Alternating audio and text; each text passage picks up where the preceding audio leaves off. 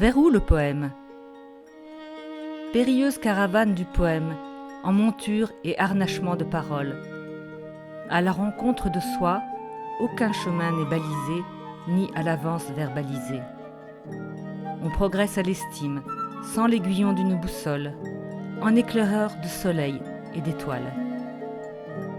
Des croisements de mots et d'images sur papier se destinent à l'orient du hasard vers le foyer commun, pourtant insituable, ou bivouac, à l'étape désertique du soir de mémoire dans un pétillement fraternel de bois sec.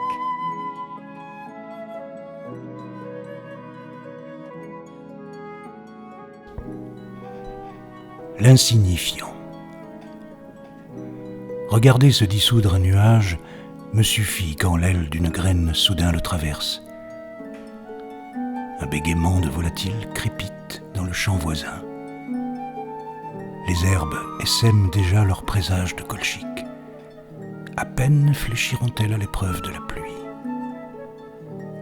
Partout, l'insignifiant allège une vie consentie jusqu'à la montée vers nous familière de cette colline pour une caresse de la main. Ne rien attendre, sinon la jubilation sereine d'heures dilapidées, frétillement d'écailles dans la nasse du jour.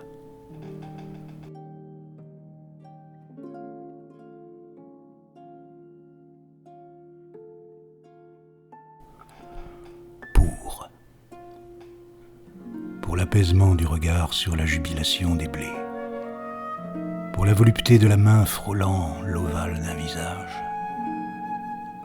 pour l'arrogance du ciel d'été où s'enlise le vol des martinets, pour l'éclat des semailles d'astres dans un couchant de tournesol, pour l'impatiente fêlure de l'aube vers l'étape pressentie du voyage, pour le secret de sentiers de traverse transgressés sous le masque du poème, pour la fusion des corps en un éclair à dénouer l'emprise du néant. Par-delà les embûches et les perfidies, comment lire sans vertige aux parois du gouffre tel signe dont certains ressemblent au bonheur?